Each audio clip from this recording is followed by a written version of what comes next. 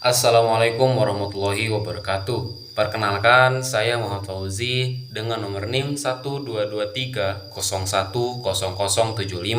Prodi Hukum Keluarga semester 2 kelas B. Video ini dibuat untuk memenuhi ujian tengah semester mata kuliah Politik Hukum Islam dengan dosen pengampu Bapak Lutfi Fahrul Rizal, SSC MH. Video ini akan mereview materi politik hukum Islam yang telah diajarkan kepada para mahasiswa. Berikut hasil review materi yang saya review. Untuk materi yang pertama, membahas tentang konsep dasar politik hukum. Definisi politik dalam bahasa Belanda ialah kebijakan, sedangkan definisi yang lainnya ialah ius constituendum, yaitu harapan atau cita-cita hukum pada masyarakat yang sangat ideal. Bisa dikatakan politik adalah aktivitas lain di balik penyusunan perundang-undangan. Lalu ruang lingkup politik hukum ialah nilai-nilai dan aspirasi, perdebatan dan perumusan nilai-nilai dan aspirasi. Batasan politik ialah ruang gerak politik hukum negara, politik hukum kekuasaan dan warga dan lembaga-lembaga yang berwenang. Hubungan politik hukum ini ialah bersangkutan dengan ilmu hukum, hukum tata negara, hukum administrasi, ilmu politik, dan ilmu ekonomi. Lalu yang kedua yaitu membahas tentang relasi politik dan hukum. Dari berbagai tokoh-tokoh sarjana hukum yang membahas perihal relasi antara politik dan hukum, bisa ditarik kesimpulan dalam pembahasan ini ialah ada yang berpendapat bahwa hukum dan politik tidak memiliki relasi yang besar ataupun bisa dikatakan tidak dapat bisa bersama-sama karena hukum ya hukum, politik ya politik, tidak bisa disamakan. Lalu ada yang mengatakan bahwa hukum tercipta karena politik yang menyebabkannya itu. Lebih jelasnya, politik menjadi awal dari terciptanya sebuah hukum. Seperti halnya seseorang yang berkuasa dalam politik bisa mengatur mekanisme perundang-undangan. Lalu materi selanjutnya itu tentang materi yang ketiga, yaitu tentang sejarah politik hukum. Asal muasal politik hukum menurut Imam Syaufani dan kawan-kawannya mengatakan bahwa latar belakang keberadaan politik karena adanya ketidakpuasan para sarjana hukum terhadap model pendekatan hukum selama ini. Lalu sejarah politik hukum ini dibagi menjadi dua. Yang pertama ada implisit, yang kedua ada eksplisit. Lalu implisit ini bisa dipastikan bahwa entah kapan politik hukum ini muncul. Namun untuk di Indonesia ini politik hukum sudah ada zaman sebelum kemerdekaan. Namun tidak bisa diidentifikasi lebih tepatnya kapan itu muncul. Pencetusnya itu oleh Pen Apoltron dalam buku klasiknya menyebutkan bahwa itu pasti terlihat ketika pembuatan suatu hukum undang-undang atau pembahasan lainnya.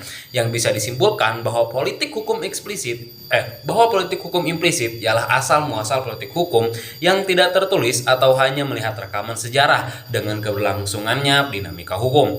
Lalu ada eksplisit. Hukum eksplisit di sisi lain terdiri dari dokumen tertulis yang menetapkan kebijakan politik dan hukum secara resmi. Contoh dari sejarah politik hukum eksplisit ialah undang-undang, perjanjian internasional, dan konstitusi.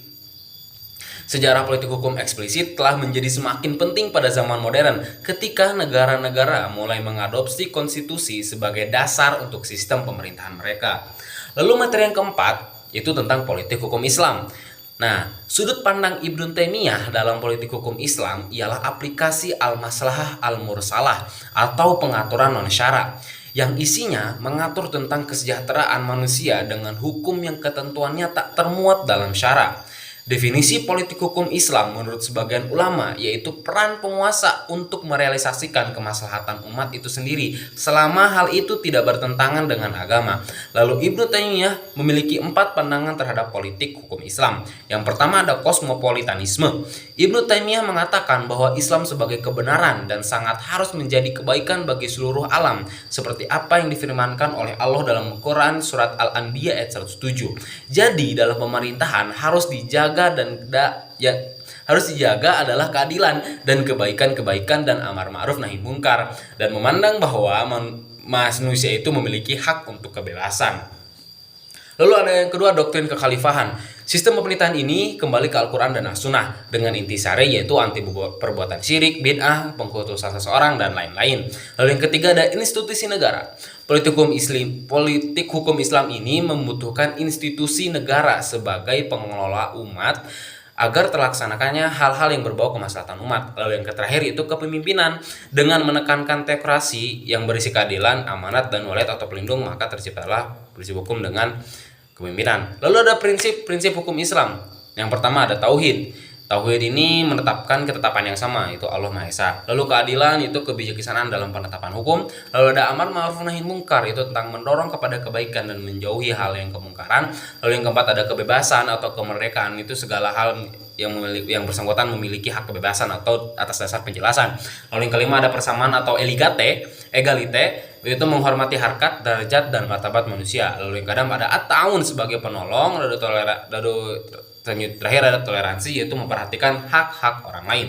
Lalu ada asas-asas hukum Islam nih. Asas-asas yang pertama ada asas nafil haraji, yaitu meniadakan kepicikan ataupun kelicikan. Lalu yang kedua ada qillatu taklif, itu tidak membahayakan satu sama lain. Lalu yang ketiga ada asas tadarruj, yaitu bertahap tanpa tergesa-gesa. Lalu yang keempat ada asas kemuslihatan manusia, itu menganalisis sesuai dengan keadaan lingkungannya. Lalu yang kelima ada asas keadilan, yaitu keseimbangan dalam segala hal. Lalu yang keenam ada asas syara menjadi zat Islam, yaitu tentang pintu ijtihad yang terbuka lebar. Lalu yang ketujuh ada asas uruf, itu menghormati adat dan istiadat. Lalu selanjutnya materi yang selanjutnya adalah sifat hukum sebagai objek kajian politik hukum. Sifat hukum kajian politik hukum ini dibagi menjadi 6. Lalu ini pertemuan yang kelima, jadi membahas 3 dulu, yaitu tentang fakultif. Sifat fakultif ini bersifat mengatur ketentuan seperti halnya dua orang membuat kesepakatan untuk satu tujuan yang sama serta secara a priori ini tidaklah terlalu mengikat. Jikalau kedua belah pihak ada kesepakatan bersama serta hal ini tidak wajib untuk ditaati. Lalu yang kedua ada imperatif. Hukum imperatif ini sangat memaksa serta konkret yang harus ditaati. Bisa dikatakan ini sangat wajib ditaati seluruh pihak dan ini kebalikan dari yang tadi fakultif. Lalu yang ketiga ada represif. Hukum represif ini memiliki 4 ciri, yakni terciptanya ketertiban, terciptanya kepatuhan tanpa syarat, lalu peraturannya yang keras, serta kebebasan yang bertindak. Bersifat persetujuan dan kritik. Hukum represif ini lebih tegas ketimbang sifat hukum imperatif dan kebanyakan memakai sifat represif ini karena sifat kekuasaan yang berpengaruh terhadap kebijakan hukum yang ada. Lalu materi yang kelima atau pertemuan selanjutnya itu tentang membahas tentang sifat objek kajian hukum, politik hukum. Yang pertama lanjutkan tadi ada progresif.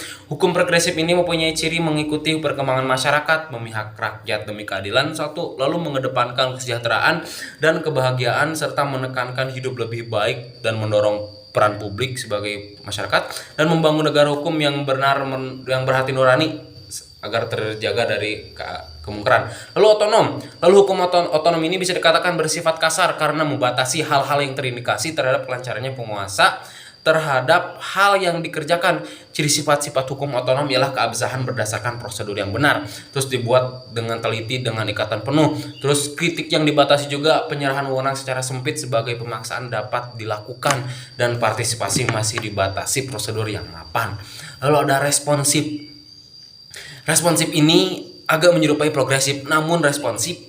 Ciri sifat responsif ialah di bawah asas hukum dan kebijakan, mewujudkan keadilan yang substansif, direaksi diperluas dan menghindari pemaksaan.